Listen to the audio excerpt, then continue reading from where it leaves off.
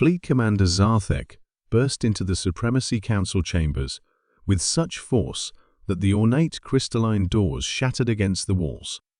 Protocol demanded he await permission to speak, but protocol had no meaning when facing imminent extinction. His 8-foot frame, scarred from countless battles across the Andromeda sector, trembled with an emotion his species had rarely experienced: pure, unadulterated terror.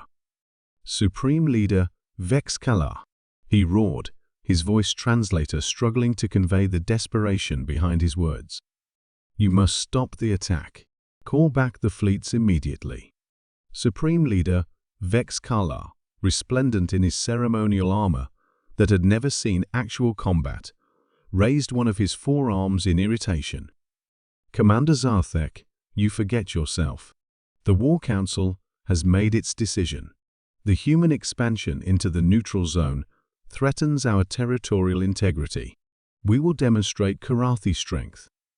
Zarthek's primary hearts hammered against his chest cavity as he approached the raised dais where the Supremacy Council sat in their ignorance. Behind him, holographic displays showed the positions of 3 Karathi battle fleets, over 900 ships, moving toward human space with devastating intent.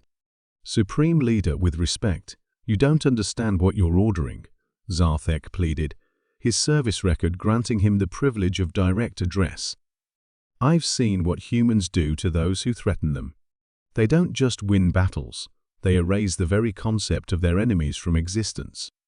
Councillor Hextaran's mandibles clicked with amusement.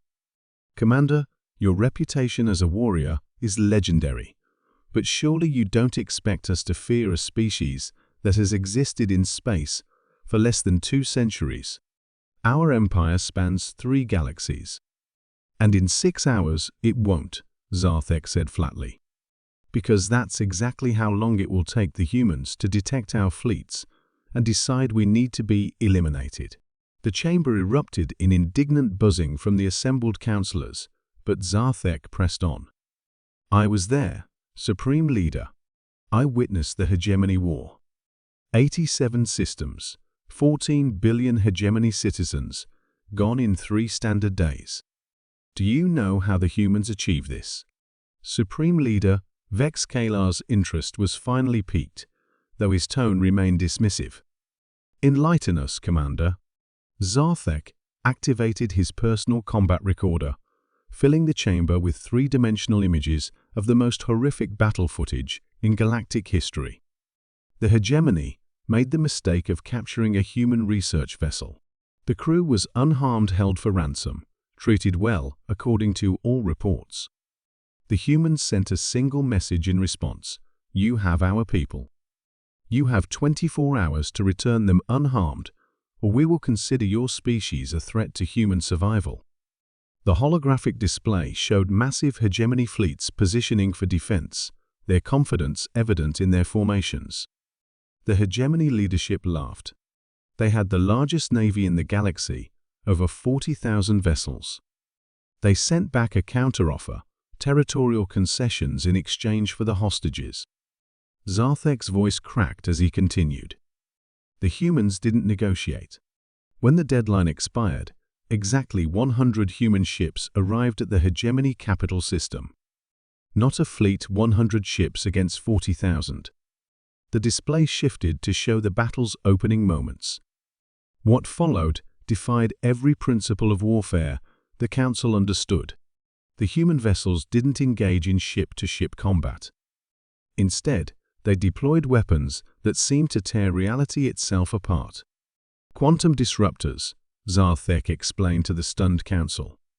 "They didn't destroy hegemony ships, they unraveled them at the subatomic level. Each human vessel could eliminate hundreds of enemy ships simultaneously." But that wasn't the worst part. Councillor Yexmiran's throat sacs contracted with growing horror. What could be worse than such devastating weaponry? "The humans weren't trying to win the battle," Zarthek replied. "They were ensuring no hegemony ship could escape to warn other systems. While those 100 ships engaged the fleet, 3,000 more human vessels had already positioned themselves at every hegemony colony, every outpost, every station. The moment the capital fleet was destroyed, they began systematic extermination. The holographic records showed world after world going dark, not from bombardment, but from something far more efficient. Atmospheric processes, Zarthek continued. They didn't need to destroy the planets, they just made them uninhabitable for hegemony biology while preserving them for future human colonization. 14 billion beings suffocated in their own homes, while their atmosphere was converted to something they couldn't breathe. Supreme Leader Vexkala's confident demeanor finally cracked. Surely they offered terms for surrender. The hegemony sent surrender offers every hour for 3 days. The humans acknowledged each one with the same response: threat elimination in progress. No terms accepted. They didn't want to conquer the hegemony, they wanted to ensure the hegemony could never threaten humans again. Zarthek gestured to another section of his recordings. I've seen this pattern repeated across the galaxy. The Sindri Collective tried to impose trade restrictions on human cargo vessels. Extinct. The Neural Collective attempted to hack human communication networks. Extinct. The Keth Mori actually just flew too close to human space during a training exercise. Extinct. His voice rose to near hysteria. Don't you understand? Humans don't have rules of engagement, they have extinction protocols. The moment they perceive you as a threat, you're not an enemy to be defeated. You're a problem to be permanently solved. The chamber fell silent, except for the soft humming of life support systems. Finally, Councillor Drexthon asked the question everyone was thinking. What do you recommend, Commander? Zarthek's shoulders sagged with exhaustion. Call back our fleets. Send an immediate message to human space, explaining that our ships are returning to base and will not enter their territory. Offer reparations for any concern our approach may have caused. And pray to whatever deities you believe in that they haven't already decided we're a threat. Supreme Leader Vexkala hesitated for a crucial moment. Our honor demands. Our honor means nothing to a dead species. Zarthek screamed, abandoning all protocol. The humans don't care about our honor, our traditions, or our pride. They care about one thing: ensuring nothing in the universe can hurt them. And their definition of potentially harmful includes species that merely appear to be considering hostility. The Supreme Leader's hand hovered over the recall command, but pride stayed his decision for 30 seconds too long.